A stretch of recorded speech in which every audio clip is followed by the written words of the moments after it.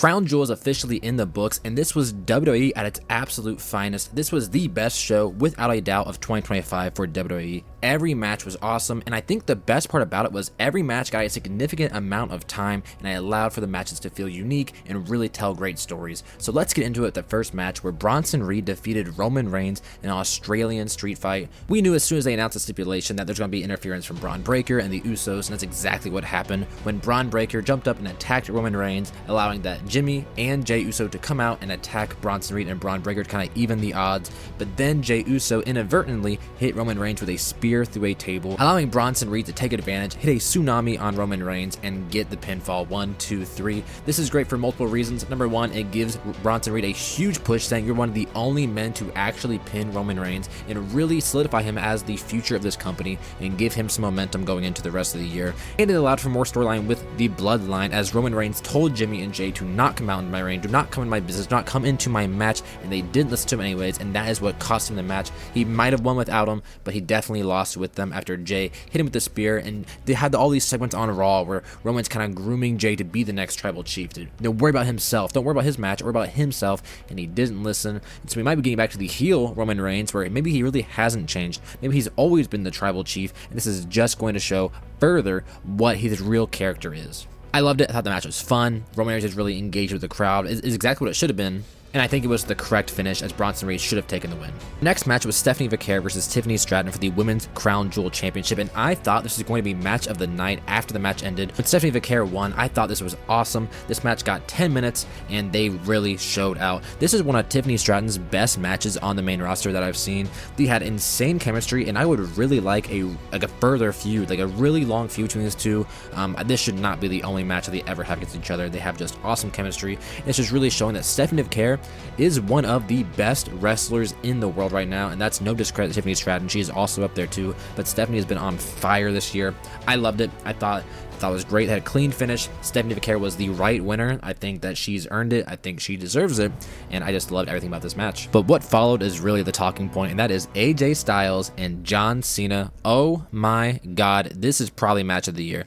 This was everything that I've ever wanted in a wrestling match. This was, I think they described it as a love letter to pro wrestling. It started off with AJ Styles coming out in his shorts, not his long tights, going back to his TNA days. John Cena comes out, he has his big entrance, and he hands the ring announcer a note. It's a personal introduction for AJ Styles that John Cena wrote, calling him the face that runs the place, calling out the Bullet Club, talking about all these cool things. I'm going to call him the pinnacle of total nonstop action. It was really awesome to see, and they just have incredible chemistry. I mean, if you've not seen their other 4 matches, there's not a bad match they've ever had, and this is probably the best one out of all of them. A really cool point, just like their Royal Rumble match, that these two men did not leave the ring. They didn't need to leave the ring. Everything took place inside that squared circle, and it was just incredible. With John Cena's latest matches, what he's been doing is kind of a tribute to all of his old rivals and maybe people he can't have matches with anymore. And this was nothing short of that. This was probably the most that they've ever done, and I've actually written it all down. So this was a list of wrestlers that AJ Styles and John Cena pay tribute to, and there probably is a little bit more that I missed, but it's Samoa Joe, Chris Jericho, Rusev, Christopher Daniels, The Miz, Bray Wyatt, Randy Orton, Undertaker, Frankie Kazarian, Shawn Michaels, Sting, Rey Mysterio, and Triple H. All of that in one match. It's just incredible. Like, words don't describe how good this match was, and it really makes me more upset at Triple H. You had this great retirement tour, and you ruined it with the bad John Cena heel turn. No plans after that, and we could have had this the entire year of the face John Cena going out and tributing all his past rivals. It was right there, and we didn't get it, but I'm glad we're getting it now. And now we only have 4 dates of John Cena left. But if you can only watch one match, please go watch this match. This was awesome. This will probably be my match of the year. In the tough spot of following that matchup was Io Sky and Rhea Ripley defeating the Kabuki Warriors of Asuka and Kairi Sane. Now, these women went out and had 19 minutes, 20 minutes, and they had a great match, but it sucks that they had to follow a generational match in John Cena and AJ Styles, but they really went out there and they took advantage of it, because when you have to follow a match like that, some people kind of crumble, some people kind of, the crowd's not really into it, and shout out to the crowd in Perth, they were awesome, but these women did not go out there and act like they followed this incredible match. They went out and acted like they were trying to steal the show. And that was kind of the theme of the entire event, that every match was trying to be the best match on the card, and you could tell that Every wrestler was involved, every wrestler was really invested, and it really showed on the product of the screen. I mean, this was, I can tell you, this was the best pay-per-view of the year for WWE. It ended with Io Sky getting the pin on Kairi Sane after Asuka kind of abandoned her. We're telling the storyline of kind of Kairi Sane's not really sold on leaving Io. Io, is she kind of sold on leaving the Kabuki Warriors? Rhea's kind of getting taken advantage of by Asuka and kind of beaten up by them. Asuka's kind of the overall heel, trying to pull the strings, and it's been a good storyline. I think I would have liked the Kabuki Warriors to win this match to lead to more matches, but it's kind of, I mean, it's okay. You have, Asuka walking out, you have Kairi Sane taking the bullet for Asuka, and it's just, it works. It was fine. I mean, Rhea Ripley is the hometown hero. You got to give her a win. But this match was, when you watch the John Cena match, you mean, man, the next match can't be good. This was better than it should have been, given the place on the card.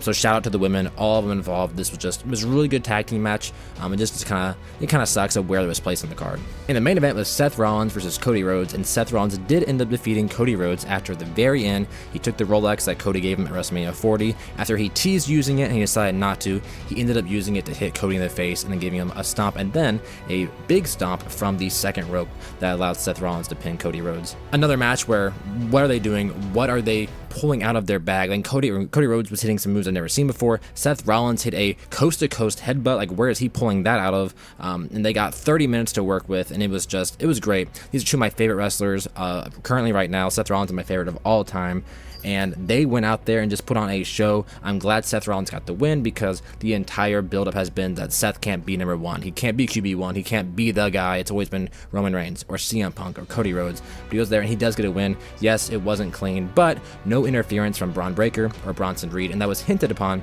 earlier in the show when Paul Heyman said, listen, I don't care if Seth Rollins goes out there, goes on the top rope, waves his arms, and begs us to come down there. We are not interfering in this match, because if Seth Rollins can't beat Cody Rhodes, then we have no use for him in the division. But when you have all that kind of build, you kind of know that, listen, they're not going to take out Seth Rollins in the division. They're not going to remove him from the group, not going to end the group right now, especially with War Games right around the corner. So for me, I always knew that Seth Rollins was going to win this match, or at least he should have won this match, and I'm kind of glad that they pulled the trigger on it.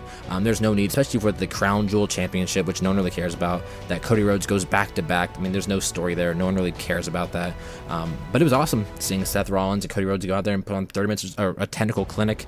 I really like Seth Rollins' gear. He paid tribute to his gear that he wore for their 3 other matches at WrestleMania and the Hell in a Cell match and all this kind of stuff. So his gear was a nice little tie into that, and Cody is great as always, but I'm glad that Seth Rollins got the win. Overall, it is hard to find a flaw on this card. I mean, every wrestler just put their entire soul into this match, into these cards, and it paid off. I mean, this is what it should have been for their first pay-per-view on ESPN, because WrestlePalooza was a little bit of a letdown, although I had fun because I was there, but everyone didn't really seem to like it, and ESPN themselves came out and gave it a C grade. I would be shocked that it gets anything less than an A. I mean, John Cena, AJ Styles, that's match of the year. Seth Rollins, Cody Rhodes, still really awesome, probably at least a 4-star match. I thought Stephanie Vaquer and Tiffany Stratton should get at least a 4-star match.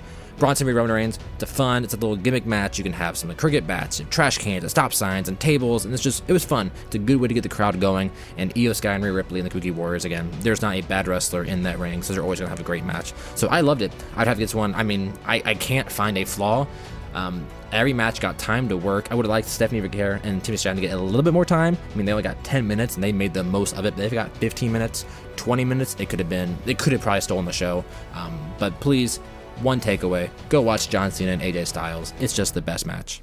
But let me know in the comment section, what are your thoughts on Crown Jewel 2025? Did you like it? Did you hate it? Let me know in the comment section below. Make sure you leave a like on the video and subscribe to the channel for more wrestling videos.